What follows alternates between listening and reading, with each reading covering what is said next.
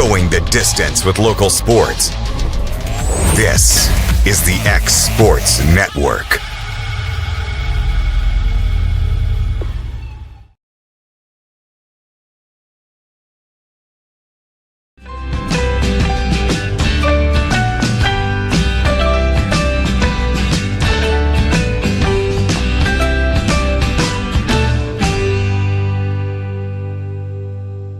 Here at Fields & Brown Barbershop, legacy means a lot.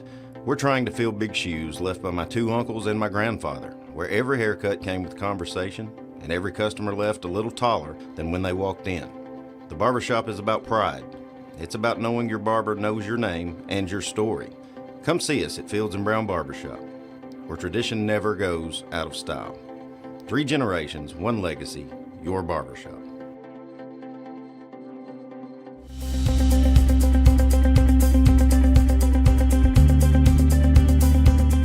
Arctic Air keeps your home or business comfortable. For more than 20 years, we provided outstanding residential and commercial services through southern Middle Tennessee. Whether you need assistance with your heat, air conditioning, preventive maintenance, or anything in between, trust our reliable team to get the job done. We'll take the time to figure out your specific needs and recommend what we believe is right and best for your situation. We've been using Arctic Air for over 15 years now. Their service is great, they're here when we need them, and their prices are competitive. They take the worry out of the heat and air so I don't have to. Arctic Air. When you need us, we'll be there.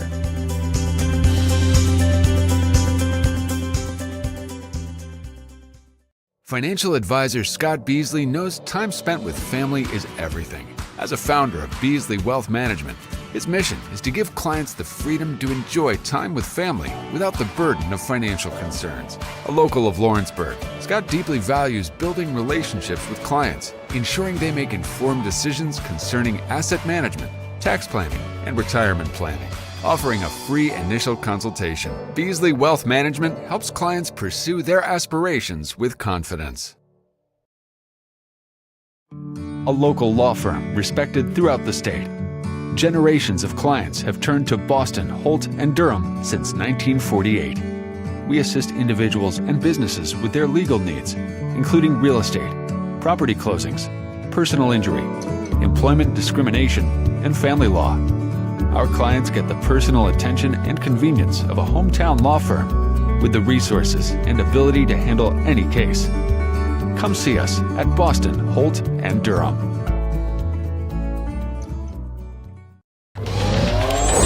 Going the distance with local sports. This is the X Sports Network. And welcome everybody to X Sports Today. AJ Good here with Bryant, Gobble. Taylor Plott's away taking care of he's at some family stuff, and Michael Marks is on his way to one of our middle school basketball games tonight. I'm over at UT Southern tonight, their conference opener against William Carey. Just had a couple of games in the TCCAA, our Community College League in Southwest last night in Memphis. A couple of really good ones between the men and the women. Be sure to go back and check those out. But Bryant, we've got a busy weekend. Big football game tonight, Lions and the Cowboys, and then championship weekend starts on Friday. Bunch of games, and including one that could determine who's going to get into the playoff. Yeah, I'm really excited about tonight's game, the Thursday night game. I'll have to catch some clips. We'll be at Bridgeforth covering Coffin basketball, but I'll be excited to check in on the score and kind of see what's going on because, I mean, Cowboys seem to maybe be on the come up. Like, they've played well the past few games, and the Lions, like, are they reeling? Can they grab a foothold? Yep. And then, championship weekend coming up, like power matchups all around. How is it going to affect the playoffs? Interesting playoff rankings that came out the other night. That's all going to be affected by what happens this weekend. Yeah, absolutely. It's going to be crazy. So let's get into the NFL game first there. Cowboys and Lions. Cowboys are on the up. The Lions are on the come down a bit. Mm-hmm. But when the Lions turn it on, Brian, they're really good, but you just never know what team's going to show up. Is this going to be the team that struggles against the Giants and struggles against the Packers? And it doesn't matter home or away, even though they're 4-2 at home and struggle a little bit on the road. I think I've said this a lot about a lot of NFL teams. You really don't know which team is going to show up, but the Cowboys seem to be the team that's been the most consistent over the last couple of weeks. Yeah, they have been, and it's because their offense is humming. I think from what I've observed, like Dak's playing really well this year, And their defense kind of started off sluggish, I think, at the first of the year, but it's kind of caught on. They've made some good adjustments, and I mean, there's no reason that the Cowboys offense shouldn't be good with CeeDee Lamb at your X. George Pickens has honestly outplayed CD this year. Like, who would have thought that? I guess he still has some Pickens moments. He does. Like, he is ready to fight anyone at any given moment. Like, and he's ready to drop a ball at any given moment. That is true. That is true. Happen with him. Yeah, it does. But he's really played well for them. And then the addition of Javonte Williams has worked out well. They're blocking well for Javonte to where they can get the run game going. And the offense has worked well. And so they're sitting at 6-5 behind Philadelphia, who's kind of reeling over the middle course, getting to the latter part of the season. They could easily compete with Philadelphia for the division if Philadelphia continues to slip, or they could compete for a wild card if Dallas continues to win out. Let's see, the spread is 3.5 in favor of the Lions. Okay. 54.5 over under, so they're expecting some points to be scored. And I guess as many good things we could say about the Cowboys offense, we can also say about the Lions. There's no reason why the Lions offense shouldn't be good. I don't know. I haven't had an injury update on Amon-Ra. Do you know if he's... the way they made it sound last week, that was going to be a couple of weeks. Yeah. He was going to be out, and which is the worst possible time to have your top target go out. It's when your team is struggling, and you're... Like, they're not at the top of that division. The Bears have kind of taken that over right now, and they're in the hunt. Not actually in the playoffs. They're in the hunt portion of the NFC right now. Yeah, they are. Let's see. Amon-Ra ankle did not practice. He's listed as questionable, so probably hasn't practiced all week. I mean, he could step into a game without practicing. Yeah. He is at that skill and experience level, but logging 3 straight, do not practice, probably not playing. So I feel like this happened last year with the Lions. Maybe you can correct me if I'm wrong, but they have a lot of injuries. Like, they were kind of riddled. That's what kind of derailed their season at the end last year. Because remember, everyone said Super Bowl. Yeah. Because they should have been the Super Bowl the year prior. Thankfully, they weren't because of my 49ers. But, that's what hurt him. The Aiden Hutchinson injury was huge. Yep. And he comes back, and he's been good. But that rest of that defense, I think, like, they're 10th in the NFL in pressures. Yeah. Which, when you got the guys that you got on that defense, you should at least be top 5, and they're only 10th. Yeah. Let's see. They have Kirby Joseph at safety. He's out. Brian Branch at defensive back. He is questionable. He's been practicing limited. What a wild situation with who was that offensive lineman?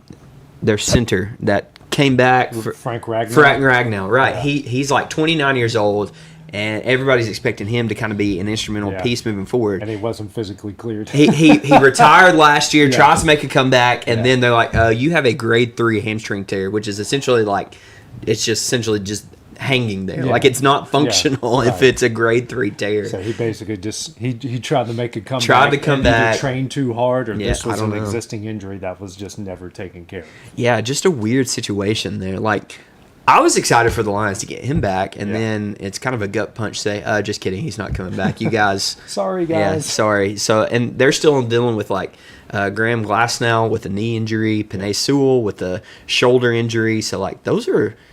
And Taylor Decker as well. Like, they're just hurt all over. Like, the offensive line's hurt, defense is hurt, Amon-Ra's hurt. So I guess you think about these injuries, and also they're still trying to recover from losing 2 coordinators. I mean, it's not too surprising when you put all this together that they're 7-5 and kind of looking from the outside in. Yeah, I mean, they got to turn it on. I mean, we're in week 14 now. Yeah.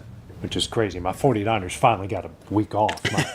That's ridiculous, isn't it? The fact they're 9-4 and had all these injuries, you signed all this wide receiver drama, and you're 9-4. Yeah. You're not the top team in your division, but you're not far off. Right. Like, they can still win. They can still get into the playoffs. So one of the things that I kind of been looking forward to in the coming years is the expanded schedule to potentially give team. Yes, they're adding another game, but they're potentially adding in another bye week with this expanded schedule, and that's going to be extremely helpful. With these guys having to go from like Thursdays to Sundays to Mondays, and they're playing like random Fridays, and this is the time of the year where they start playing on Saturdays. Yep. So I hate the Thursday night games. Yeah. I just do. I miss the primetime big college football games that used to get on Thursday nights. I want them to bring them back so bad because we had so many. I mean, how many times? I think someone looked it up, like 7 times. They had 7 top 5 matchups on Thursday nights. That's good. And had like almost 30 top 10 matchups on Thursday. Like that was primetime viewing. Like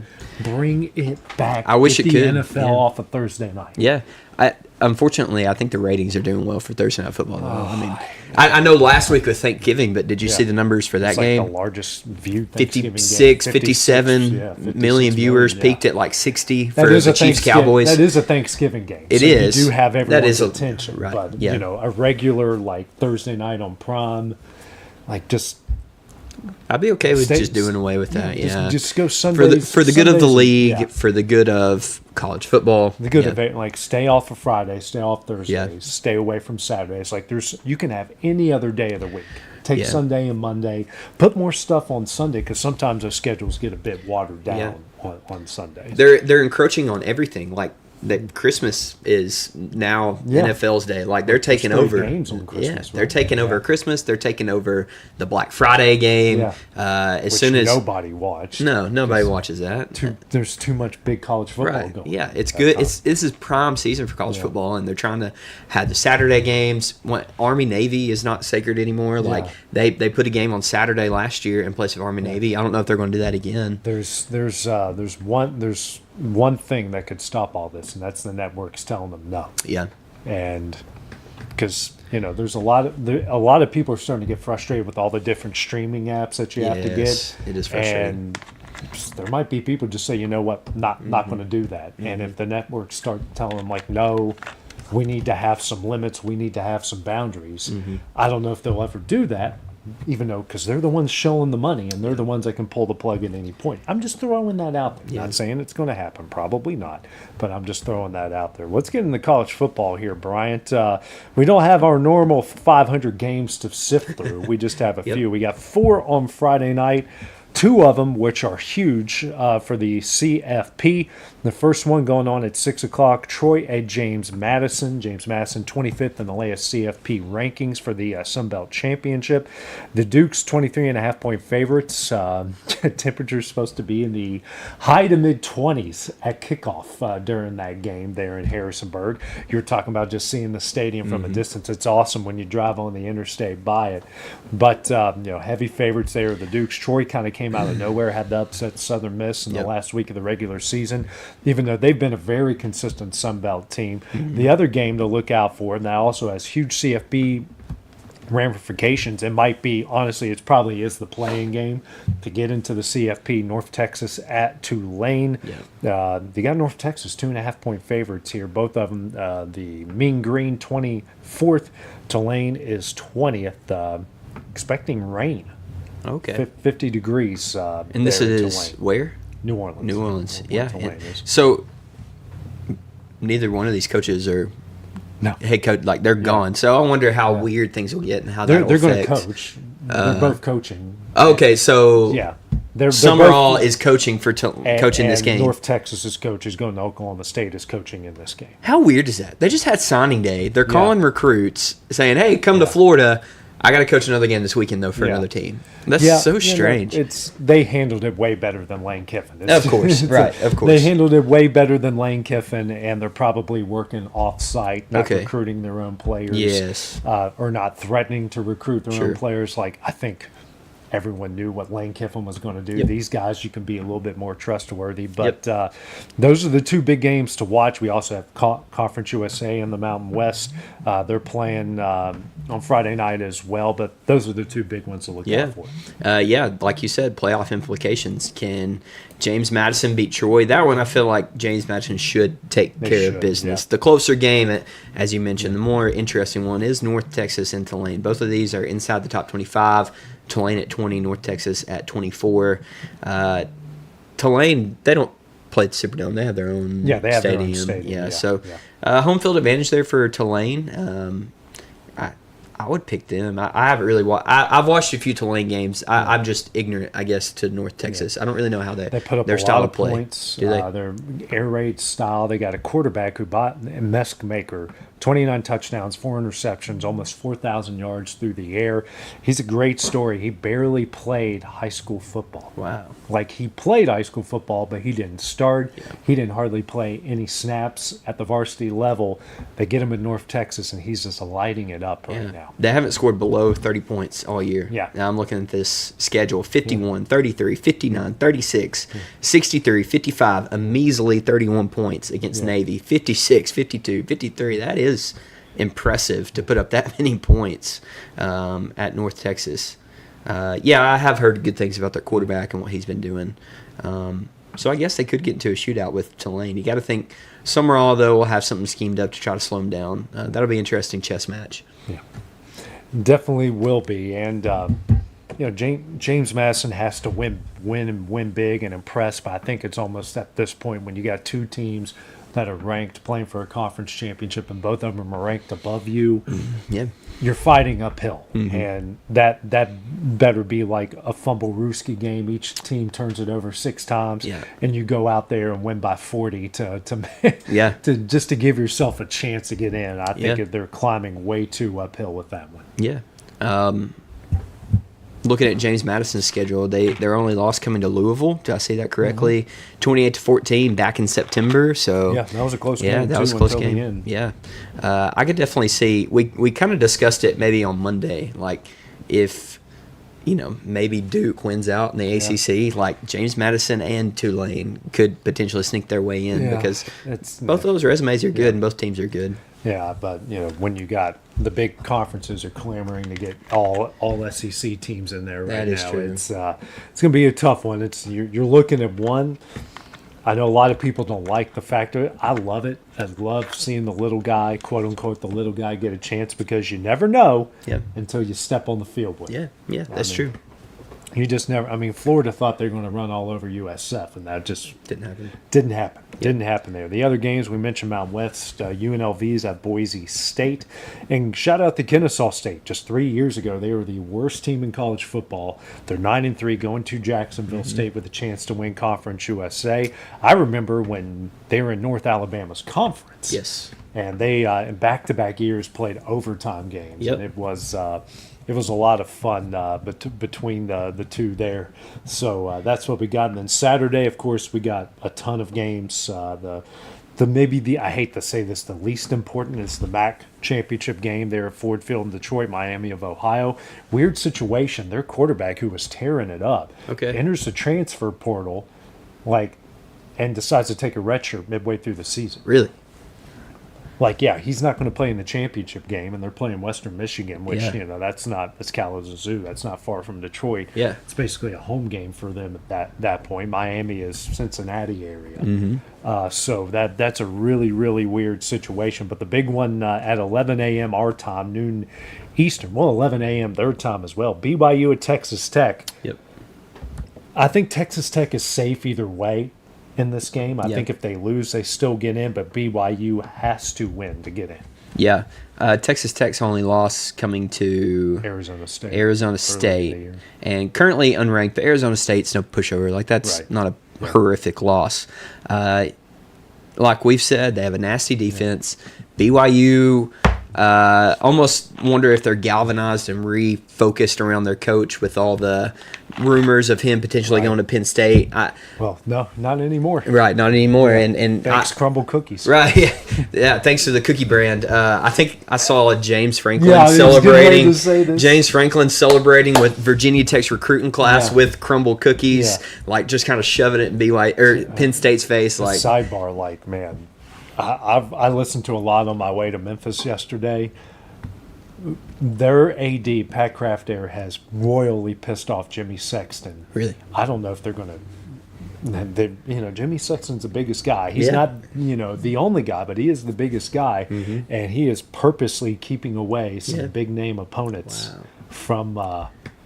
Big name candidates from away from Penn State. Yeah. They wanted. It was UCLA fired their coach. The Penn State was next. UCLA got their coach. Penn State still has not got a coach yet. Yeah, that's so wild to me. That's so crazy. And I mean, their recruiting class yesterday. That was kind of the big news that kept flashing across social media, is that they had like maybe 2 commits, and they were unranked out of 130 something college football teams. They were unranked in that. Like that has got to be a terrible feeling. They thought they were making the smart decision by moving on from James Franklin early, and they have royally screwed the pooch here. It's been and bad. Virginia Tech gets a big hire, and the fact that James Franklin is just having crumbled cookies. And well, throwing it in their they're the face. team. It reminds me of Tennessee's one of Tennessee's coaching searches. It might have been the Jeremy Pruitt search, where we tried to get Mike Gundy, we tried to get Mike Leach, and those coaches wound up getting raises because they didn't. And this is the system, right. And this is the same thing. Penn State is getting other coaches raises, like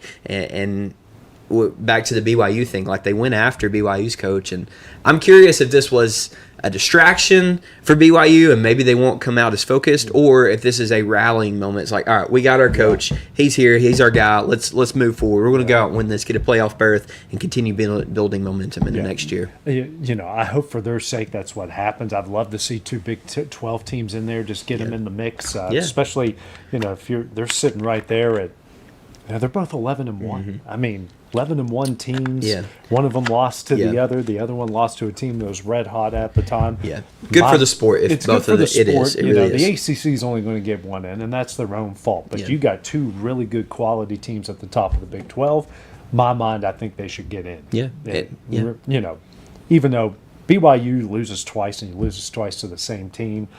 You're not going to get on my good list there. So BYU has to win to get in there. But Texas Tech, 12.5-point favorites in this game. Significant. That's, looking at all the other spreads and all the other conference championship games, that is, other than James Madison, that's the largest of the Power 4 conferences right now. Do you have the over/under in front of you? How many points? Total points, 49.5. Okay. Yeah, that's going to be a good matchup. What was they met already, right? What was the score of the first game? I keep asking you questions and putting you on the spot. I'm sorry. No, it's all good. Texas Tech dominated pretty good. They beat them 29-7 at home. Yeah, that's pretty good. I mean, Texas Tech's defense, I'm telling you right now, a lot of people don't really know what they're getting into with BYU. Not BYU, Texas Tech. That defense is really, really good. Their offense does enough to make enough plays, but that defense is so fast, so good. It's the best defense of money could buy, literally. They're going to get into the CFP, and whenever you get them, you're not going to want to see them because this team is just that good. Yeah, they held Bachmeier in the first game to under 200 yards passing, had an interception. Rushing yards, their top rusher had 61 yards, and that was on 6 carries, so it looks like he might have busted one open. But Martin, the lead back for BYU, had 10 carries for only 35 yards. That's only 3.5 yards a carry. So that's the proof is in the numbers right there in their first matchup. They couldn't really pass it. They threw it 38 times and got less than 200 yards. Not good numbers, not good efficiency. You carried the ball, 16 times and had just abysmal yards per carry there. So it doesn't look good for BYU, but maybe they can figure something out. Maybe. Hopefully for the good of the Big 12, they do figure something out. Let's go to the 3:00 game, Georgia and Bama. Again, just when we thought we were going to get a different matchup, Bryant, we get Georgia and Bama again at Mercedes-Benz Stadium. Frankly, one of the greatest college football games that I ever got to witness in person was a Georgia-Bama SEC championship game at Mercedes-Benz Stadium. Jalen Hurts coming in for an injured Tua, leading back-to-back touchdown drives. One of the dumbest fake punts I've ever seen in my life happened in that game. I'll never forget it. I'm shooting the game for my local TV station in Macon, Georgia at the time. I've got all these national writers around me, and we're all just chit-chatting. And we all watch, like we're on the sidelines. We all watch Justin Fields go into the punt formation. And we're all like, they're faking this. You're not going to put a future star, a future NFL quarterback in just to be an up back. Like they're faking this. And I'm thinking if we see this, somebody else has on the sideline. Nick Saban staring right at it, and like they run it, it goes nowhere, and we all go like, game's over. Game's over. First matchup of this season, that was at Georgia, I believe. Georgia lost by 3. That was a close game. And I guess that was when Alabama really started to hit their stride. Like, they kind of struggled at the start of the season. Obviously, the horrible loss to Florida State. And I want to say this is what got Alabama really started rolling. Ty Simpson played well in that game, passed for 276 and 2 touchdowns. Stockton didn't do too much, but that's kind of Stockton's game. He's not going to light up the scoreboard. He's going to manage the game well, make the throws that he needs to throw. Very reminiscent of, to me, Stetson Bennett, just making the right throws when he needs to. So he only threw for 130 yards in that first game. But the rushing disparity, wow. I didn't realize this. In the first game, I believe it's Chauncey Bowens, 12 carries, 119 yards. That's pretty good efficiency. So if Georgia can continue to run the ball, they'll have a good chance. And they're such a good second half team. Yes, they are. Bama is kind of proven to not be a good second half team right now. So even though Bama just got up enough, and the thing is with Georgia, you can get up on them, and you can get up on them early. It's can you keep them down? And so far, Bama's been the only team to keep them down, or at least keep them down, or at least dug enough of the hole that they couldn't get out. And the proof was in that first game. Bama went up 14-0, I believe. And Georgia clawed back. Can Georgia stop the early momentum, I guess? Yeah. I guess that would be a key, is can they get up early on Alabama, or can they prevent Alabama from getting up 2 touchdowns? Can they keep it 1-score game? Can they keep it 0-0 maybe? That would be Georgia's best key to success, to finally beat them, because that's just been the thorn in Kirby Smart's side, trying to beat Alabama. So Georgia 2.5-point favorites, 48.5 points is the total there. Let's go to the ACC game. Duke taking on Virginia from Bank of America Stadium in Charlotte. Virginia just 4.5-point favorites, beat the Blue Devils by 17 the last time they played each other, 34-17. But Duke kind of coming on strong there late and getting literally every domino that had to fall for them to get into the championship game, because they lose by 3 at UConn, then they lose by 17 at home to Virginia, then they beat North Carolina. They put a hung 49 on Wake Forest, which nobody did this year. Nobody could score points on Wake Forest. And by the way, Virginia lost to Wake Forest, which put them in this hole to begin with. And now they get to square off with, unlike Duke's schedule, is just win 2 losses to Illinois and Tulane, win 3 in a row, lose by 9 to Georgia Tech, beat Clemson by 1, lose back to back, and then win. Like, it's such a strange, and somehow they're in a 5-way tie at 6-2. Like, you would think 7-5, 6-2, like you wouldn't win the tie break. No. Like Miami or SMU or Georgia Tech or Pitt, like one of just an incredible fumble. The worst record of the 6-2 teams is the one that I just don't understand these tie breaks. I don't either. Just an incredible catastrophe for any of those teams you just mentioned, Georgia Tech or Miami or SMU. Miami's 10-2. None of them can make it over Duke, and it's just sad. I don't think this game is going to be much different than what we saw just a few weeks ago. I think Virginia will take care of business. They won 34-17, as you mentioned. That was on November 15th, so it's not even a whole month since then. I guess maybe you can make the argument, well, Duke filled them out. They'll be able to come out with a different game plan, but I don't know. Duke scored 3 points until the fourth quarter. Then they scored 14 to kind of make it a closer game. But Virginia seemed to handle that game pretty easily, up 17-3 at halftime. They scored 14 points in the third quarter to make it 31-3. And it seems like Duke kind of got some late touchdowns to try to make it close.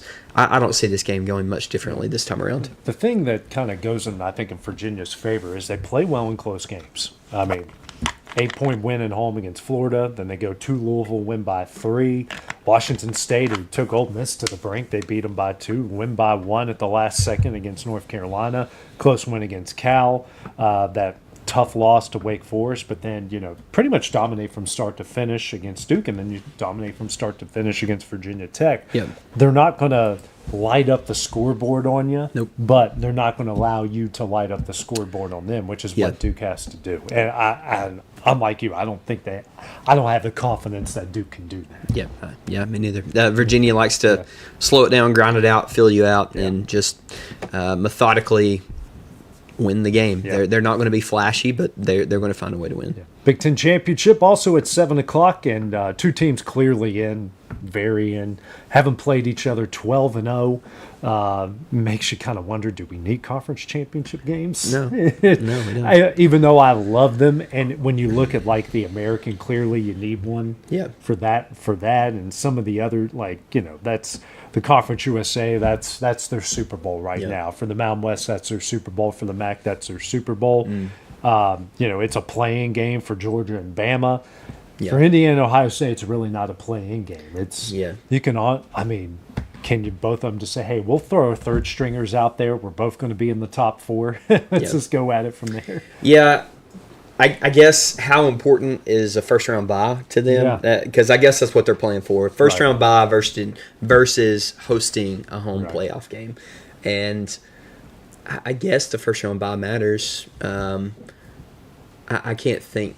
Well, last year, Ohio State, no, it doesn't. Last year, Ohio State played in the first round. They hosted and went right to the championship. So I don't know. I'll be curious to see how seriously this game is taken.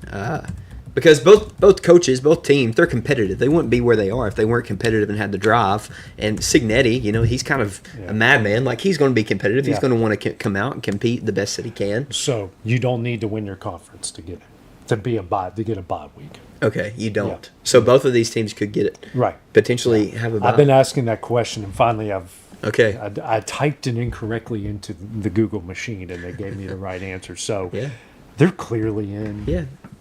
Which begs the question, like, Ohio State's a 4-point favorite here. Mm-hmm. How good is this game going to be? Like, are they really going to throw haymakers here? No. Are they really going to go at it? Because are they going to put their best stuff on the field? Yeah, because they both know that they're in. They both know they're going to get a bye. Like, are you really, like, even if Texas Tech wins and they win, they're already in the top 4. Mm-hmm. If Georgia, Texas Tech both win, and whoever, they're all, that's the top 4 are set at that point. Yeah.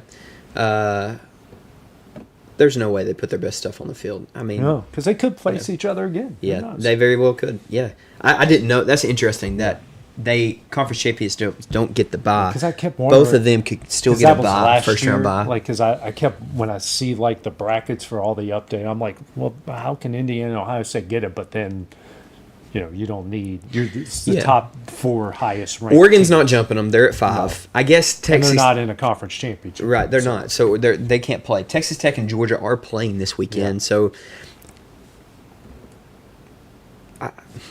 Ole Miss is not playing. Right. Yeah. That does make sense. Both of them, unless it's just some sort of blowout game. Right. I think both of them very well could have solidified themselves with the first round bye, no matter the outcome in this coming game. When you look at the college football playoff rankings, basically, Bama needs to lose to either get for Miami, Texas, or Vanderbilt to get a chance to get in. And this is where it gets interesting. Miami probably has the worst group of losses between the 3 right now with SMU and Louisville. Mm-hmm. Texas has the worst loss at Florida. That's just a bad loss. And Vandy's 2 losses are Texas, who's right above them, and Alabama. Yeah. How do you pick?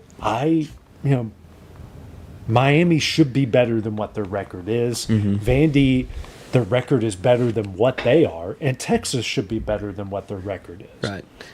I'm one, as we've talked about, to sit here and say head-to-head matters. So, in my opinion, I guess you can never put in Vanderbilt over Texas. Yeah. And I don't think you can put Texas in with a horrible loss at Florida. Like, take care of business at Florida.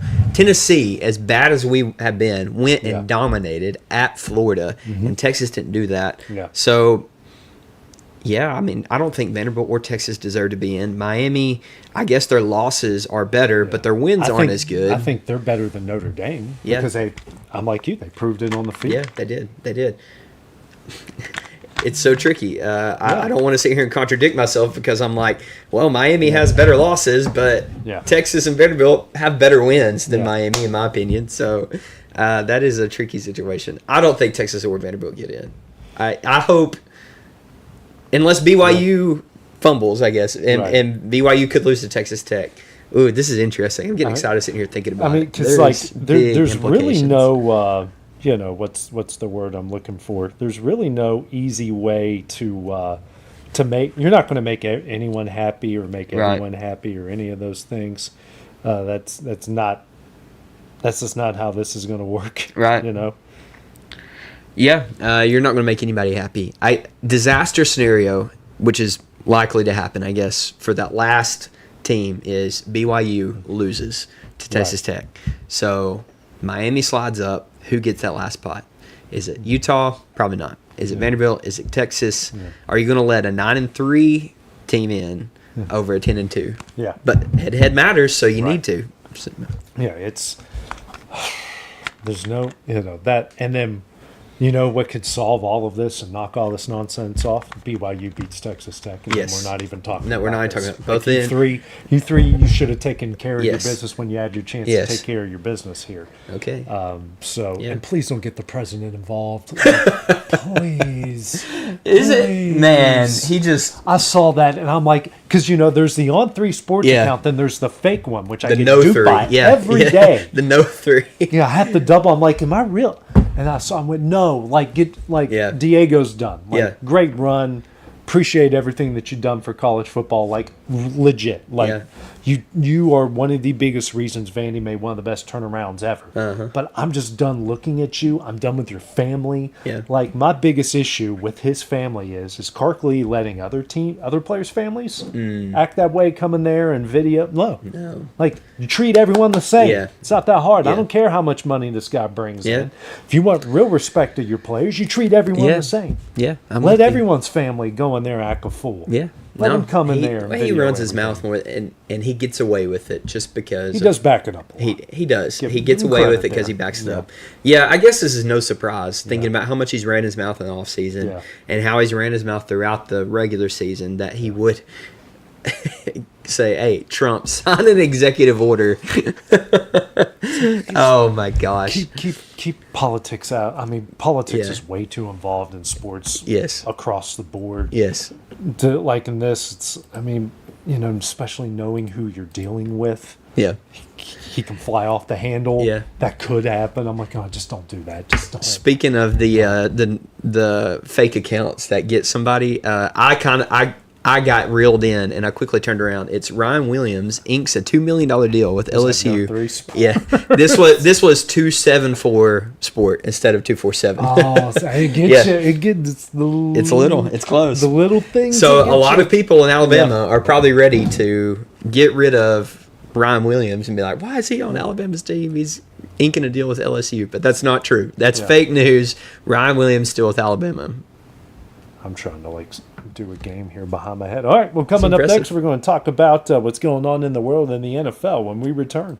Since opening our doors in 1904, Builtwell Bank has existed to be the local economic engine for the communities we serve. No matter if you're buying a car, saving for retirement, or finally buying that forever home, Builtwell Bank is here to help. From personal checking and savings accounts to a full suite of business and commercial banking with treasury management services, we'll make sure you'll have a dedicated Builtwell banker that understands your unique needs and stands by you every step of the way. No matter where you are in Tennessee or Northwest Georgia, there's likely a Builtwell Bank location nearby. Come see us and let our dedicated financial team help you with all of your banking needs. Member FDIC.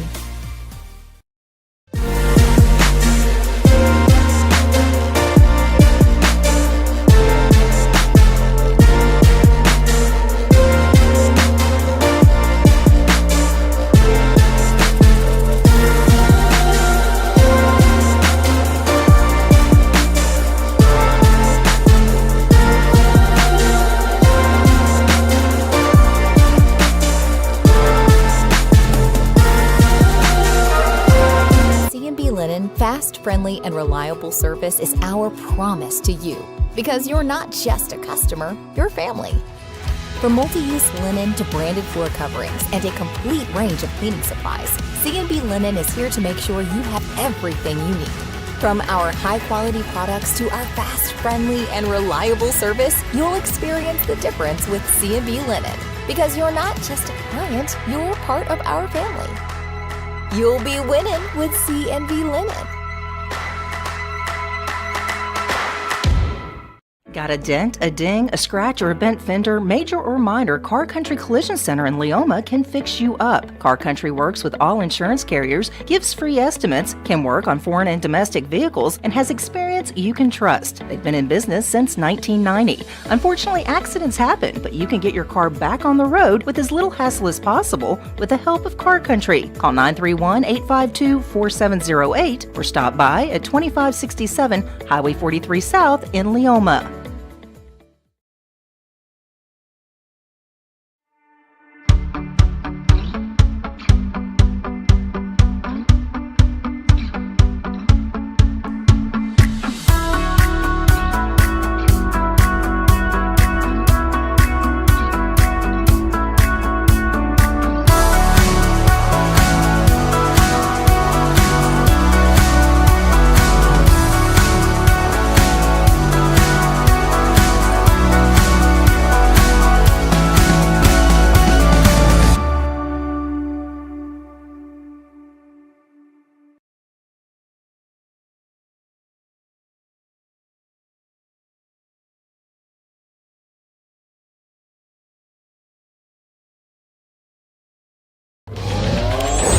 Going the distance with local sports.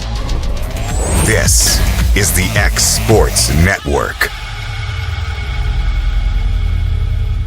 And welcome back to X Sports Today. AJ Good here with Brian Gobble. Brian, we already kind of somewhat previewed the NFL slate a little bit, but let's get into the rest of it. Again, we got Thursday night tonight, Cowboys and the Lions.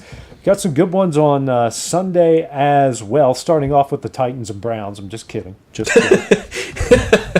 By the way, have you seen it's our cheapest game of the season to get into this week. Wow. Is this at Cleveland? Yeah. Okay. $8. $8. Nobody wants to watch Shedeur Sanders versus Cam Ward. No. I did see the Browns activated Deshaun Watson in his 21-day window to be activated off the PUP. That doesn't mean he's playing, but it means it's probably like some legality thing that they have to take care of, like money-wise. Yeah, probably. So if they can open up his window to play, but if he doesn't play within the next, I guess, 3 weeks, it'll be next season. And I guess the season's already winding down anyways. But I guess it was about a year ago he tore his Achilles. Is that right? I think it was Achilles tear. Yeah, so it was early in the season. I guess you could see Deshaun come back. I don't know if he would want to come back. Definitely nobody wants to see him come back. Like, is that the worst contract in sports? Absolutely. Not just the NFL, but in sports history. Bad. So bad with everything that followed. He didn't play well when he was on the field. And it was everything that was happening while they signed the contract. Yeah, all the allegations and the lawsuits. Gosh, I don't know if I've ever seen – I have seen a bigger fall from grace, but he is one of the biggest fall from grace quarterbacks. I honestly kind of thought they overpaid for him. Like the money, regardless if it was guaranteed or not, they were overpaying for him to begin with because never won a playoff game. Yep. And those teams weren't exactly like there's just something about him with the Texans that just didn't really jump off the screen for me. He was good. He was serviceable. He was above average NFL quarterback, but he wasn't like, oh man, dude, we're going, like nothing struck out to me that they were going to the Super Bowl with him. And then you have all the allegations, and then you pay him a record-breaking guarantee. $230 million. He's due $46 million this year. And he hasn't played. Hasn't played. Yeah. And like you knew all of this stuff. Yeah. You knew he's going to be tied up in litigation for years. He's going to be tied up in the NFL personal conduct policy for years. Yep. You still signed him. Man. Like at this point, cut him. Yeah. Eat the cost and do something to get him out of your freaking life at this point. Because he's not going to play again. He ain't going to play for anyone else. Nope. He's certainly not playing for you. Yeah. I mean, how old is he? He's kind of older now. Deshaun Watson. 30? 30 years old. So he's still got some good years left in him if he's still, if he can recover from Achilles and still come back and find good grace with the team. But yeah, I think you were correct to say let's just cut ties. Count your losses and move on. Eat the cap space. Yeah. You're not spending that money anyways, and just get rid of them. Develop some of these young guys and just get that. Yeah. He's not. It's not a monkey. It's not an elephant. It's not a gorilla. This literally like get the city of Cleveland off your back. That's how big of an albatross Deshaun Watson is. Yes, that's a good word for it. I mean, just get rid of him. Just cut ties, cut bait, admit your mistakes, and let's move on. That's the best that you can do right now. But we do have some good games, especially with playoff implications. Seahawks are 7-point favorites in Atlanta. The West is really tough right now. Them and the Rams, both 9-3. The 49ers not far behind, 9-4. Niners got the week off. Yep. Rams, they both winnable games, both on the road. The Rams are at the Cardinals, and the Seahawks are out the Falcons. Mm-hmm. So if they want to stay alive in that division championship, and even for that top seed in the NFC, they got to win these games, because these are winnable games. Even though they're on the road, they're both winnable for both the Rams and the Seahawks. Yeah, all teams sitting right there at 9 wins. Like that is great division, and the Cardinals haven't been as disastrous as a team as they've played. They've played well. Tough. Yeah, they have, and Jacoby Brissett's came in, so that's a tough division. To have 9 wins right there is respectable, but you got to finish. You got to finish. It is a long season, and we still got a little bit of the season to go. And these last little bit will matter. Seahawks got to take care of business, and the Rams still got to take care of business. You trip up in that division, and you go on a small losing skid. The Niners pass you. Yeah. The Seahawks pass you. The Rams pass you, and next thing you know, the way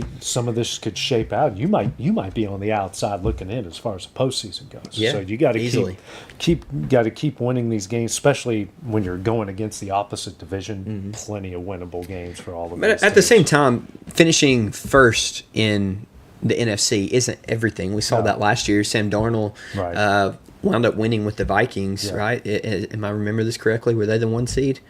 No, it was Detroit. Okay, so it was Detroit versus the Vikings for that 1 seed at the end of the year. At the end, and then the Vikings didn't get it, and then they stumbled the next week. They did, and Detroit got the bye, and they lost in the divisional, right? Yeah, so the 1 seed isn't everything, but it is important. Home field advantage is important in the NFL. Hey, the 49ers rode it to a Super Bowl. They did. I mean, they didn't win the Super Bowl, but they got there. Yeah. So it's helpful. I think it's more of an injury thing, just getting a week's worth of rest. The Joe Burrow Bengals are at the Bills. The Bengals aren't out of this yet. No. They can win 5 in a row and put themselves, just like they did a year ago. And if you're the Bills, just come out. You're 5-1 at home this year. Come out. You had a great win at Pittsburgh last week. Just put them out of their misery away immediately. Do not let this be a game. Don't let this be a shootout, because Joe Burrow is going to win that if you want to go toe-to-toe with him. Absolutely. Yeah, this is do or die for the Bengals, and every game here forward is do or die. They're 4-8. They've got to win out from here. Yeah. The Bills, they just haven't taken advantage whenever the opportunity has come to them to take control of the division. They've already been passed by the Patriots. This is at home, you said, right? So that's good for them. That's definitely plays to their advantage. They just need to come out, hit them in the mouth. Don't get into a shootout. Try to make Joe move around a little bit. Maybe his foot isn't fully feeling right. Try to make him move around a little bit. Get I believe it's Joey Bosa, after the quarterback a little bit. I don't know if I think they just signed Darius Slay to their secondary. I don't know if he's going to get out there and play or not. The Bengals need to keep pace, though. I guess, the Ravens-Steelers play this weekend. Yeah, they do. So that is the division. Both of them are about 6-6. Mm-hmm. They are both 6-6. Both are 6-6. So let's say the Steelers beat the Ravens. They go to 7-6. Somehow the Bengals win. They're 5-8. They're not too far behind. That's an interesting division there. We'll see how that plays out. Every game matters over the last few weeks. Especially, two games that don't matter, Titans and Browns, Commanders and Vikings. Yeah. But the Dolphins at the Jets. The Dolphins, hey, how about old Mike saving his job over there in Miami right now? Yeah, people were ready to bury him a little too early, I think. I think people got a little too antsy and didn't like what they saw, but he's done a phenomenal coaching job to get them in the position that they are competing for a wild card spot. I don't know if they'll get there, but definitely a respectable 5-7 record And got to win at home because the Jets do play better at home than what they do on the road. Saints at the Bucks. The Bucks have kind of fallen off a bit. They need a win here bad. 8.5-point favorites. Fight for the AFC South. The Colts at the Jaguars. Colts right now 1.5-point favorites, and Daniel Jones needs to be early season Daniel Jones for them to come out on top here and not let the Jags get the upper edge there in the division. Yeah, this could be a good game, both teams fighting for the division, or it could be really bad quarterback play. Like I could see Daniel Jones coming out and playing like New York Giants Daniel Jones, and I could see Trevor Lawrence coming out and playing like he's played for most of the year, like not good. So I don't know if either one of these two teams are good. I guess Jacksonville's trying to. I guess they're at two different points in the season. Jacksonville's trying to win out, and they've been building a momentum after a bad start. And the Colts are trying to stop their slide. They started off well, but now things have gotten bad. So two teams that are kind of at, okay, can Jacksonville continue the momentum? Can the Colts regain their momentum? And I don't think this is do or die for either one of them. Texans are closing in that division. Yeah, Texans. How good is that division? Yeah, Texans are closing in. So this isn't a death nail if the Colts or the Jaguars either win or lose, but it does sneak the Texans up a little bit closer in that race if the Texans take care of the Chiefs this weekend. Yeah, absolutely. So the Broncos got the Raiders. We've got a lot of big divisional games. You got that one, Colts and Jaguars, Steelers at the Ravens. How about the Bears at the Packers? Giving Packers 6.5 points here. Man, the Bears, if they're going to prove, they're 5-2 away from home, which is strange. They're 4-1 at home, but 5-2 away from home. The Packers need a prove-it game because they've choked a couple times at Lambeau. And the Bears, this is a prove-it game for both sides because you think about divisions on the line and maybe the top seed in the NFC's on the line here too. I think the Packers defense and Micah Parsons makes the Bears really struggle. And I think there's kind of a mental block when the Bears go into Lambeau. I think they just kind of get wide-eyed, and I think the Packers take care of business. I wouldn't be surprised to see. I think the most likely scenario between these two options, I think it's more likely the Packers blow out the Bears than the Bears the other way around. Gotcha. I don't think the Bears are going to come in and walk the dog. I think the Packers could come in and walk the Bears. The Bears have been in a lot of one-score games, and maybe I'm wrong. Maybe this is their Caleb Williams coming to maturity moment where he walks into Lambeau and takes care of business. I just don't see that happening. I think the Green Bay defense is too good. Yeah, big game. Texans at Chiefs. It's a must-win for both. It really is. Night game there. The Chiefs, I don't want to say they need to win out, but their margin for error. They can probably take one more loss, but that might be even pushing it at this point. Yeah, the schedule. I'm looking at the schedule for the Chiefs. They got the Texans this week, and I think they need to take advantage of that. The Chargers next week. That's not an easy game. They got the Broncos again as well on Christmas Day, and they have the Titans and the Raiders. So, if three of the five are tough. 3 of the 5 are tough. If they go 2 and 3, then they're sitting there. Done. They're done. Yeah, they can't do 3 and 2. that. They might still. 3 and 2, they can't. Yeah, they would only be sitting at 9 wins, 9 and 8, and that's not good for a wild card. 4-1 just to have a chance to get in. Yeah, they do. Yeah. They're competing with. I'm trying to think. Whoever comes out of the AFC North, there could be a wild card spot in that with either the Steelers or the Bengals or the Ravens. Like those 3 teams are probably going to be sitting there at 9 or 10 wins. One of those teams is going to be sitting there at 9 or 10 wins, competing for the wild card spot. The Bills are going to be competing for that wild card spot right there too. So that's competitive. I think you probably have to have 9 or 10 wins to even think about getting the wild card. Maybe 11 to shore up the wild card spot. Yeah, because you look at it right now, the Chiefs have a 15% chance to get into the playoffs. You remember, you got to be in the top 7 to get in. And when you look at if ESPN will allow me to do this, when you look at the standings right now, The Chiefs are sitting in 10th, so they're 6-6 along with the Steelers. But the Steelers and the Ravens are both battling for just to get in. Yep. You know, they're not going to get in off record merit. They're going to get off winning the division. Yeah. The Colts and the Bills are just on the inside, 8-5. The Texans right on the outside, along with the Chiefs. The Bengals aren't out of it. The Dolphins aren't out of it. The Jets, Browns, Raiders, and Titans are for sure out of it at this point. So you got 12 teams battling for 7 spots right now in the AFC. Yeah. Yeah, I don't think the Chiefs are going to surpass the Broncos. The Broncos are too far ahead right now, right? Yeah, with sitting at 9 or 10 wins already. 10-2. 10-2, yeah. So they've got to compete for that wild card spot.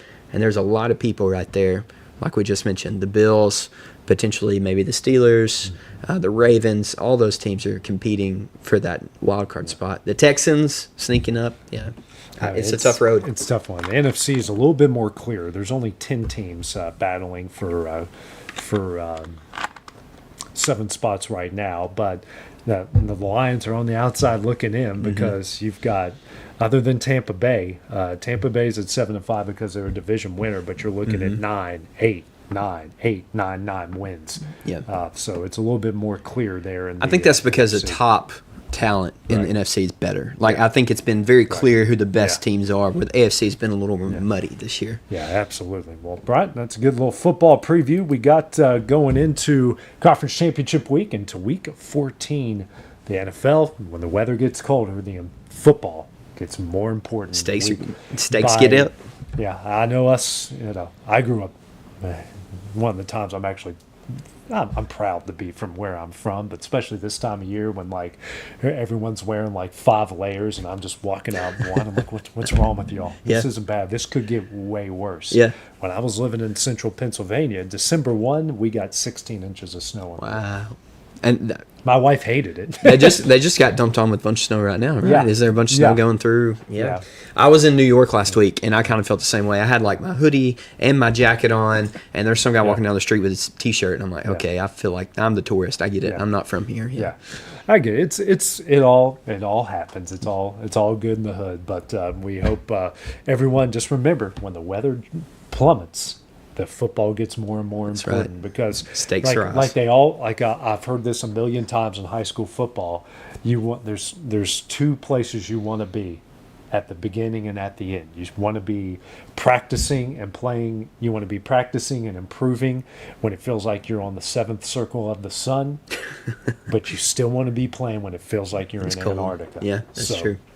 Yeah. Just remember that. Hey, it's state championship weekend all across the country. Yeah. Got some big games I'm going to be looking forward to, even though I will be at Disney World. Not bragging, but just saying I'm going to be there. Yeah. Be checking in on all of it. So. I need to check in. I didn't see Alabama Super Sevens going on this week, too. I know. Is that Birmingham? It's in Birmingham, this year. I know I saw Thompson beat the brakes off of Opelika last night. I need to check in on Mars Hill. They were supposed to play. I'm sure that game's over right now, but a lot of good football going on. Yeah. It's a great stadium. It's too bad they wasted it on UAB. That will do it for X Sports. What a way to end. X Sports Today. For Brian Gobble, I'm AJ Good. We'll see you guys on Monday. Going the distance with local sports. This is the X